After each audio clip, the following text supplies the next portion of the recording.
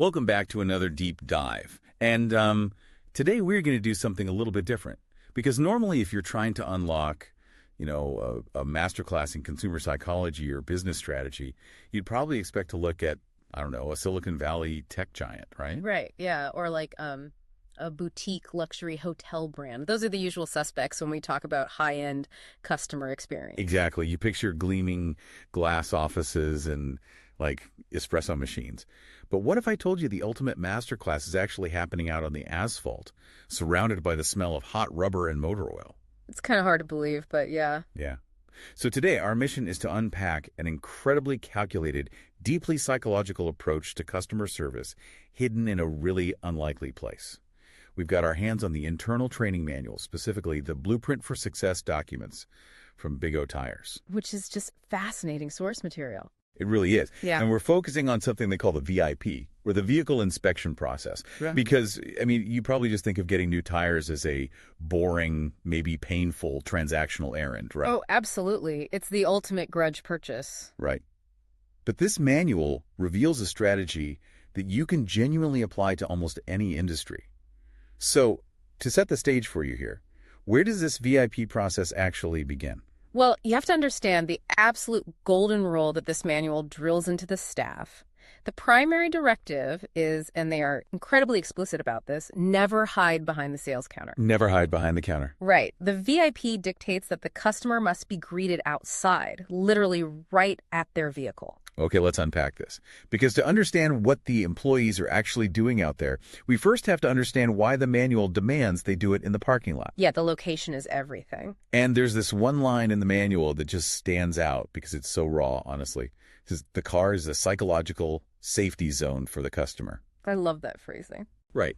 The text literally explains that customers feel more comfortable near their car because, and I'm quoting here, they believe they can make a quick getaway if necessary. Which is hilarious, but so true. I mean, they know exactly how stressful walking into an auto shop can be for the average person. Nobody wakes up thrilled to go drop, hundreds of dollars on black rubber. Yeah, you go in, hand over your keys, wince at the bill, and just try to get out of there. It makes me think of a doctor delivering news. Oh, that's a good analogy. Like if you walk into a sterile clinic and the doctor is sitting behind this massive mahogany desk, you immediately feel small, right? You feel like you're just being processed. Exactly. It's very intimidating. But if that doctor comes around the desk, pulls up a chair and sits right next to you, the whole temperature of the room drops. You breathe easier. But I'm curious about the mechanics of this in a retail setting. Does simply walking outside the front door really break down the walls of a skeptical buyer? Well, what's fascinating here is the complete shift in power dynamics. If you think about the physical geometry of a normal retail interaction, you walk inside and the salesperson is behind a big counter. Right, like a barricade. Exactly. It acts as a literal physical barricade. It manufactures this immediate us versus them dynamic. The salesperson is the gatekeeper of the information, the pricing. The inventory. Right. And you, the customer, are forced into this vulnerable sort of petitioning position. You're geographically set up as opponents. Wow. So by mandating that they walk outside. Yeah, by standing next to the car with the customer, that physical barrier vanishes entirely. You're now standing shoulder to shoulder. That's such a subtle shift, but so powerful. It really is. You're looking at the same object together. It invites the customer to be an active participant. Yeah. The manual points out that this specific positioning immediately lowers initial sales resistance. You aren't being sold to. You're exploring a shared problem as a team. Which creates this fascinating runway for the next step. Because once you remove that barrier and the customer is relaxed in that safety zone, the process transitions. It moves from this disarming hello into like a highly strategic information gathering mission. Yeah. The manual essentially turns the salesperson into a parking lot detective. A parking lot detective, yes. Because it's not just about looking at tread depth. It's about looking at the driver's life. Right. The manual explicitly instructs staff to scan for very specific details before they even mention tires. Like they're looking for a child seat in the back. Yeah. Or a bike rack on the roof. Or a bumper sticker, a trailer hitch, things like that. Exactly. And they pair this visual scan with a really strict greeting protocol. It dictates an upbeat smile, a firm handshake tailored to the customer's age, and insists on using terms like yes, sir, or yes, ma'am, to impress them with manners. Which naturally raises the question, right? Why does a tire salesperson need to know if you go mountain biking on the weekends or what university is on your bumper sticker? It almost seems like they're trying to manufacture common ground to pull you out of that grudge purchase mindset. Well, if we connect this to the bigger picture, these aren't just polite pleasantries. They're actionable data points. How so? Let's look at the mechanics. If they spot a bike rack and ask about your weekend trails, they're not just making small talk. They're determining that you take this vehicle off-road. So you'll need a rugged, all-terrain tire. Oh, wow. Okay. Right. Or if they spot a baby seat, that data point tells them safety and braking distance are your absolute highest priorities. Yeah, you don't pitch a soft compound speed tire to a parent whose main concern is driving a toddler to daycare in the rain. Exactly. And the manual notes that extracting this info is actually really simple because most people enjoy talking about their hobbies, provided they feel safe doing so. Which goes back to the safety zone. Exactly. Big O is trying to shift a one-time transaction into a long-term relationship. By engaging with your habits and treating you with that level of respect, they're literally trying to make you feel like a very important person. Which, by the way, is the secondary meaning they assign to the VIP acronym. I love that. So, okay, we've established the psychological comfort. The counter is gone. The customer feels safe. The connection is made. The lifestyle data is gathered. But, I mean, eventually, the charm runs out. Right. Eventually, you have to look at the car. Exactly. You have to look at the machinery. And this is where the deep dive shifts into how the actual mechanical inspection builds undeniable trust. Because a friendly conversation only gets you so far. You have to prove you're a competent professional. Right. And the execution of this VIP requires specific tools to provide that proof. The manual outlines these tools of the trade that staff have to carry in a custom tire pouch at all times. They never walk out empty-handed. No visual guesswork allowed. Right. They carry a tire crayon, a tread depth gauge, an air pressure gauge, a flashlight. It functions as a visible credential. When you pull a calibrated tool out of a dedicated pouch, you signal to the customer that you're dealing in objective reality. You're measuring, not just guessing.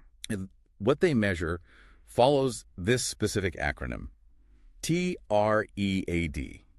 Touch, read, explain, advise, document.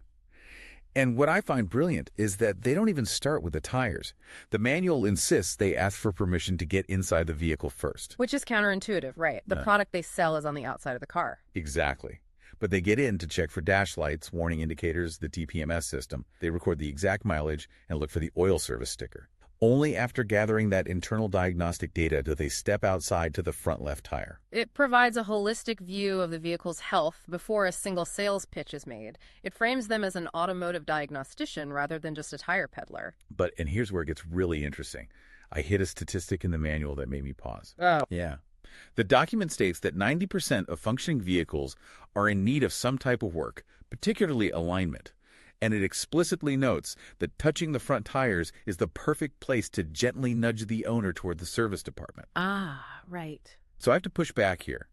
For all this talk of safety zones and consulting, is this VIP process just a sneaky, systematized way to upsell people on things they don't actually need? We have to be objective about what we're looking at here. No, it's a critical question to ask when you're analyzing sales training documents. To understand the reality, we have to look at their Code of Excellence source document. Okay, what does that say? That code serves as their ethical framework. It strictly guarantees honesty and explicitly promises no unnecessary repairs. The manual repeatedly warns staff against being pushy, stressing that unneeded recommendations will destroy the trust the VIP builds. I mean, the intent might be documented, but talk is cheap, right? Yeah. How does a customer actually know they aren't being taken advantage of in that moment? This is where the sheer genius of the VIP process comes in. It's a tangible trust-building tactic. The manual instructs the salesperson to actively seek out and point out pre-existing damage to the customer immediately. Wait, you mean like pointing out a scratch on the door panel? Or a cracked hubcap? Yes. Before the car ever goes into the bay. Wow. On an operational level, sure, it protects the shop from liability.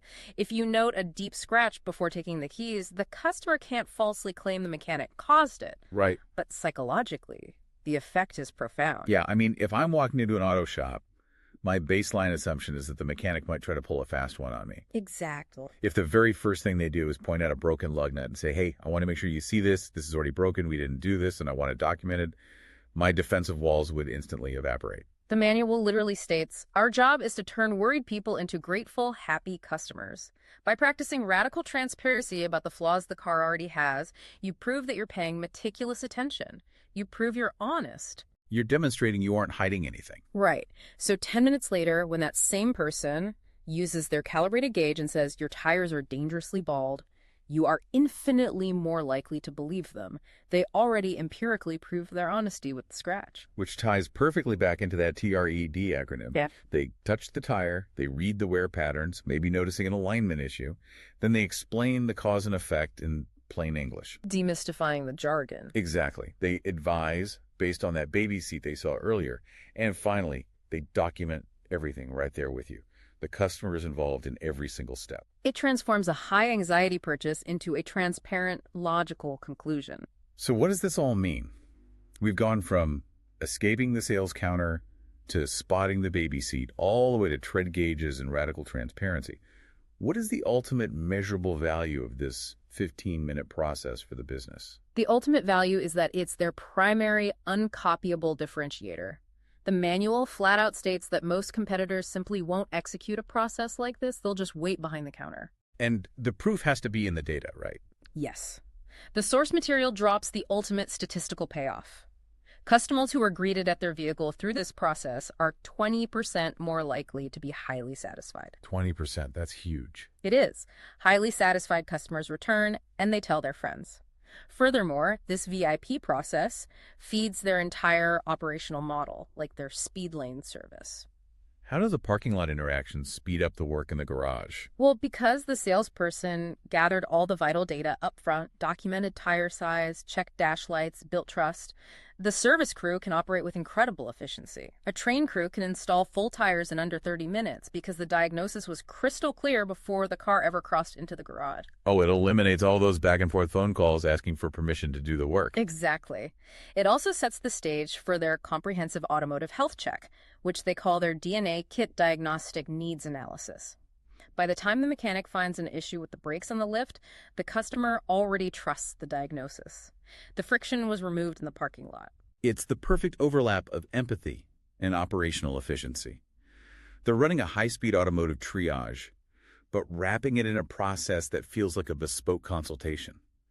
And none of it works without that initial psychological comfort. And it all relies on a salesperson having the discipline to abandon their post and walk out the front door. Which brings us back to you, the listener. We started this deep dive exploring how true masterclasses in behavioral psychology can hide in the training blueprints of a tire franchise. But the lesson extends way beyond selling tires. Oh, absolutely. We spend so much of our own lives communicating from behind physical or metaphorical sales counters. Right. We rely on the barriers that make us feel comfortable, even if they alienate the people we're trying to reach. Think about how we deliver difficult feedback or try to persuade a client or resolve a conflict at home. Yeah, sending a highly formal email from behind a screen. Exactly. When we do that, or when we call someone into an office and sit across a massive desk, we are forcing them out of their safety zone. We're establishing an us versus them dynamic before we even speak. You're demanding they come to you on your terms, which triggers their resistance. So I want to leave you with a different kind of challenge today. Forget the sales counter for a moment. Think about your next high-stakes conversation. What would it look like to consciously create a safety zone for the other person? That's a great question. What if, instead of that formal email, you invited your colleague for a walk to tackle the problem shoulder to shoulder? What if you actively pointed out your own team's pre-existing damage, admitting a flaw in your proposal up front, just to prove your radical transparency to a client?